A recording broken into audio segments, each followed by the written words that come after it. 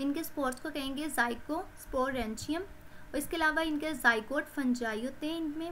इसके अलावा Ascomycota, ASCII spore इन्हें हम कहेंगे, और ये सैक फंजाई इन्हें कहते हैं।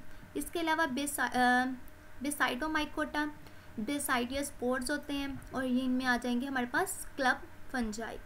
ये हमारे पास पूरी इसकी क्लासिफिकेशन की पूरी नहीं हम कह सकते, कुछ मेजर ग्रुप्स की क्लासिफिकेशन की एक फाइलोजनी है। नेक्स्ट अब हमने देखेंगे एस्कोमाइकोटा हमारे पास किस फॉर्म में होंगे। ये हमारे पास होंगे एस्कोमाइकोटा, और ये हमारे पास होंगे काइट्रिडोमाइकोटा, काइट्रिड्स फॉर्म में।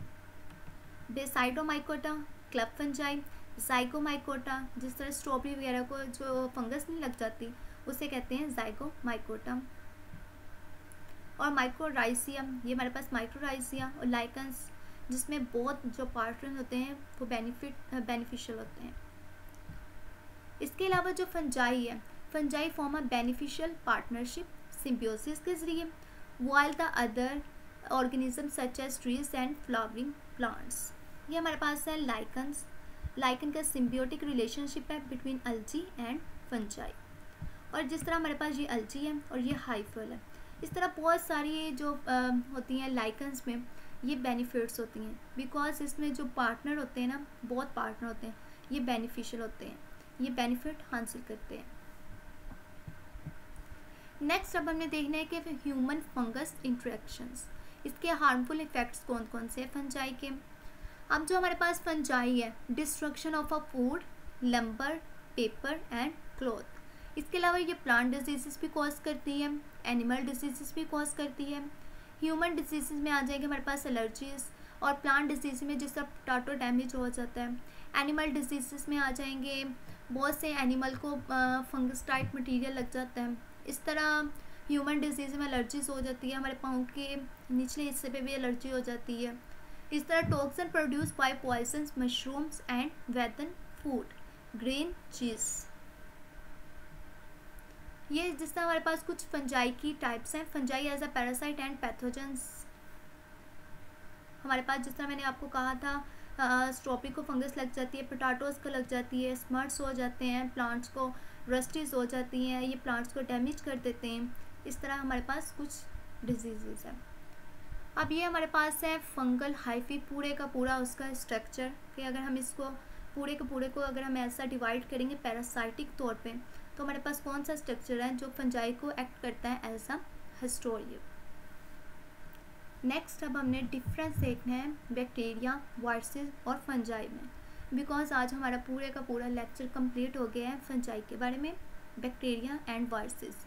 अब हमारे 2 to 3 लेक्चर्स रिमेनिंग रह गए होंगे जो हमारे पास डिटेल में बता देंगे कि इसमें इकोलॉजिकल इंपॉर्टेंस क्या है फंजाई की या बैक्टीरिया की।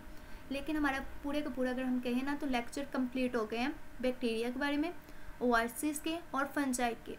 अब पूरे लेक्चर्स में जो हमने डिस्कस किया बैक्टीरिया, वायरसेस और फंजाई के बारे में, अब इन तीनों को हम सेपरेट डिस्कस कर लेते हैं।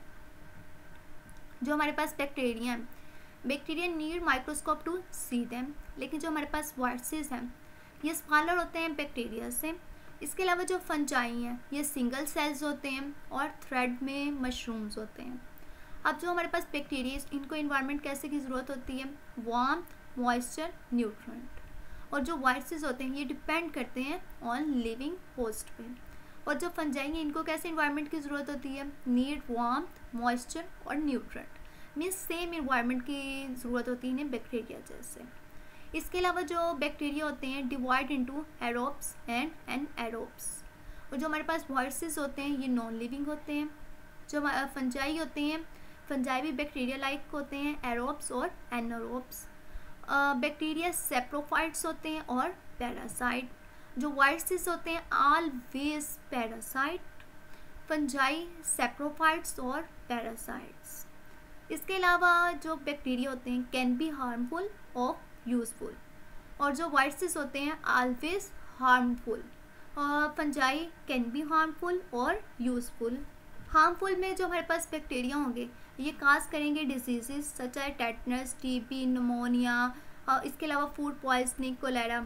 और जो वायरसेस होते हैं ये तो ऑलवेज हार्मफुल होते हैं, ये काज करेंगे डिजीजेस मेजल, मप्स, पोली फ्लू, कोल्ड, इसके अलावा एड्स वगैरह, और जो हमारे पास कोरोना वायरस आजकल चल रहा है।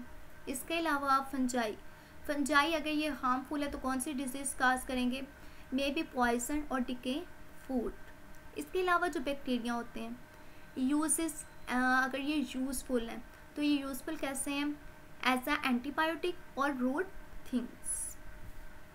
अगर यूज़फुल हैं तो use as a eaten, beer and bread making और एंटीबायोटिक्स। इस तरह ये हमारे पास पूरा कंपाइल ऑफ लेक्चर है बैक्टीरिया, वायरसेस और फंजाई के बारे में।